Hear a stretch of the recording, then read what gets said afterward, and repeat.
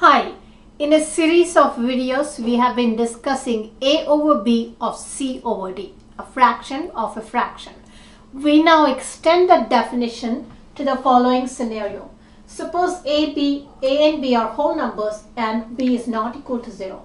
Suppose x is any number.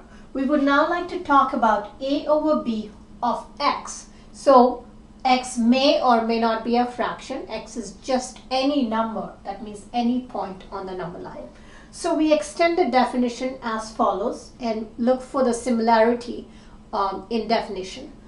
A over b of x is the length of a parts when the segment 0 to x is partitioned into b equal parts. So we are given a number x, which is a point on the number line. We look at the segment and we partition it into b number of equal pieces. We concatenate a number of them together, and the length of that piece is said to be a over b of x. And now let's look at some examples that use this definition. Now I would like to discuss this phrasing, 1/3 of the rectangle versus the phrase 1/3 of the area of the rectangle. You'll always hear me use this phrasing, which is a lot more accurate, 1/3 of the area of the rectangle, and let me explain why. So in each rectangle, notice that the area of the shaded region is 1/3 of the area of the rectangle. Let me quickly mention that the area of the rectangle is a number such as x, and 1/3 of the area of the rectangle is really similar to a over b of x, which we just now defined. Notice here I've divided this rectangle into 3 parts where all the 3 parts are congruent with each other, and congruent regions have equal area, so it's very easy to believe the area of the shaded region is 1/3. Similarly, in this situation, it just so happens in both the cases the pieces that you see are congruent with each other. Let's look at this one. I've made final subdivision.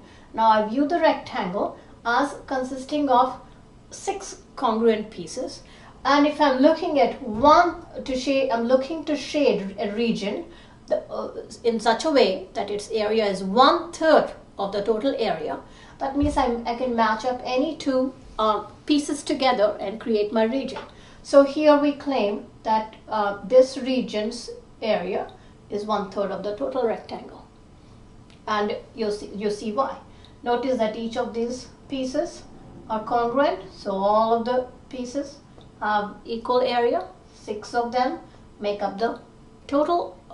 The area of the 6 pieces is the area of the rectangle. So 1/3 of the area of the rectangle means 2 pieces glued together, and here it is. Now in this situation, notice if we simply use the phrasing 1/3 of the rectangle, which is what most people do, it can be a little bit confusing for kids. They may think 1/3 of the rectangle means we need to partition the rectangle into three equal pieces where they're interpreting equal as congruent. And clearly you can see this piece is not congruent to this piece, and definitely not congruent to these 2 disconnected pieces. And yet the area of the shaded region is actually 1/3 of the area of the total of the rectangle, and I convinced you why. If you use this phrase 1/3 of the area of the rectangle, then I think it'll be clearer to the audience that we are really partitioning the rectangle into 3 equal parts, where equal means equal by area. And a similar situation here. You can see that the rectangle can be viewed as 12 of these pieces put together.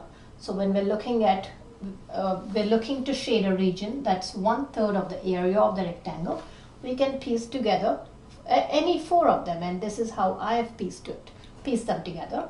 And now you can see clearly by this piecing, if you partition this rectangle in this manner, the red shaded region and this L-shaped region, and then this L-shaped region, those 3 parts are not congruent. It's very easy to see that, and yet the area of each of those pieces is exactly the same, and so the area of the shaded region is indeed 1/3 of the area of the rectangle.